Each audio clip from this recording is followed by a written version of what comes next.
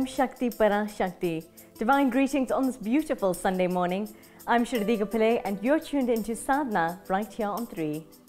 You're in for quite a journey today, so buckle up and enjoy the ride. Our first stop is at the historic Sri Vishnu Temple in Chatsworth, and then we head out to Gauteng for a fascinating lesson on Odissi dance. Lastly, we make 3 quick stops with Anuradha on conscious cooking, Kugan on yoga for wellness, and Lokeshji on the Ramayan. The Sri Vishnu Temple, or the Magazine Barracks Temple, as it is more commonly known, tells a fascinating tale of faith and perseverance. It was moved to Chatsworth during the time of the Group Areas Act, and though faced with many challenges, it has thrived through the devotion and dedication of its devotees. The temple is still growing, and Sadhana joined the temple for their Kumba Abishekam during the Murti installation of Sri Lakshmi and Sri Saraswati. The Sri Vishnu Temple in Westcliff, Chatsworth, commonly referred to as the Magazine Barracks Temple, has a rich history which dates back to 1914. The original temple was demolished by municipal authorities in 1967 after the Group Areas Act came into effect. Still firm in their faith, devotees who were relocated to Chatsworth put up a wood and iron structure and continued with the worship of the temple deities, some of which still exist in the current temple. It's wonderful to see that, our forefathers had the vision to ensure that wherever they existed, that there was a temple. And that was the teachings of Mother Aviyar, who said that wherever people reside, there must be a temple.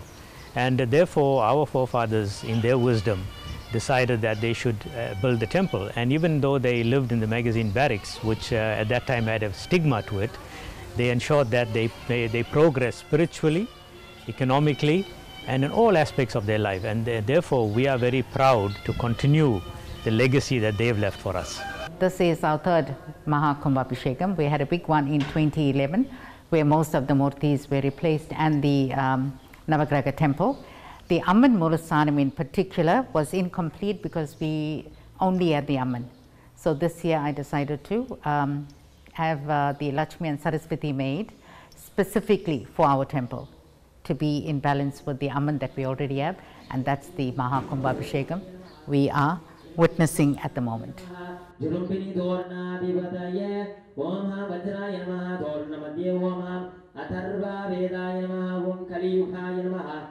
Om Glam Nivartikalasanaya Namaha, Om Glam Nivartikalamurtaya Namaha, Om Glam Nivartikalaya Namaha, Detwani Nedim Pratya, Tatakshana Gobye, Om Guru Maha Lakshmi Asanaya Namaha, Om Guru Maha Lakshmi Murtaya Namaha, Om Guru Maha Lakshmi Ye Namaha, Argya Jatwa. When a new murti is purchased, especially granite, it has to undergo the process of the life-giving ceremony, which is the Kumba Abishekam.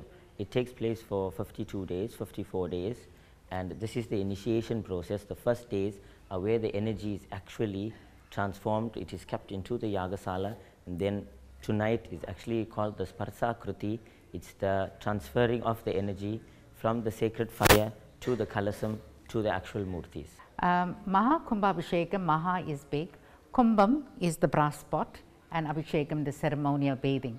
So if you look at this Yagasale, the Yagasale is a structure that's built to contain all of these kumbams, and all the prayers that was taking place and all the mantras that were uttered, the energy gets trapped into all these kumbams, the liquid in the kumbam, and eventually that same liquid will be used to do the ceremonial bathing, the Abhishekam.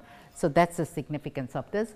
And according to the Agamas and the Sastras, all of these, there is a specific method in which to do all of this. Spirituality shouldn't be something that is about pomp and ceremony. We always believe that a prayer should be done in accordance with the manner in which it should be conducted, and it is not about a whole lot of glory and a whole lot of fame. It must be done simply so that we attain the goals that we want to attain. Over time, many new features were added to the temple. However, it was still missing representations of the Hindu goddess of wealth and knowledge, Lakshmi and Saraswati. The mothers were recently installed as per the customary rituals. The temple officials make a concerted effort to include and educate youth in all its activities to ensure there is understanding of the practice. We have a South African guru who is our resident priest and is simply awesome in the manner in which he conducts the prayer and the manner in which he is also training the young boys from the neighborhood. In addition to the spirituality and the way that he is helping our community in that way, it's also nurturing these youngsters, showing them that how important this is, and also giving them an alternative from, you know, it's so easy nowadays, just at the click of an, your hand, a child can go onto the other side of the path. And I think it provides that kind of a path, spiritual path, and a moral path for lots of the youngsters in the community.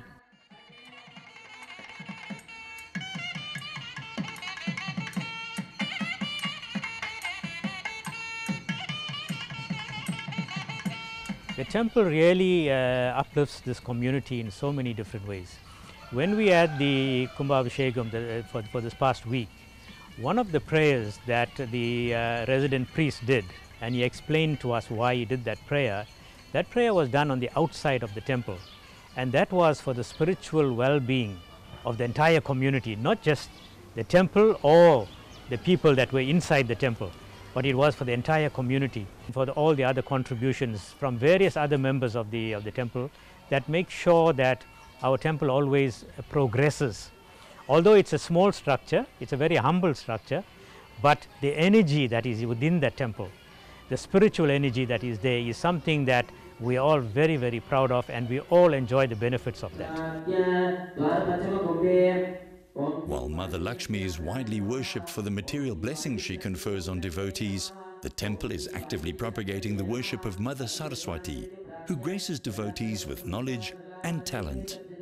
Essentially, it is Mother Saraswati who enables the devotee to earn the blessing of Mother Lakshmi.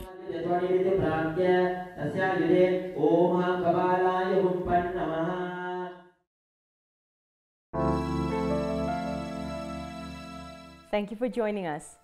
Odissi is an ancient Indian classical dance that originated in the Hindu temples of Odisha. This graceful art form expresses religious stories, particularly of the pastimes of Lord Krishna and Radha. We were enthralled by a beautiful Odissi performance by Sudha Arindam at the Indian Consulate in Johannesburg recently. From this food for the soul, Anuradha follows this up with food for the palate, with a delectable cheesy nacho treat.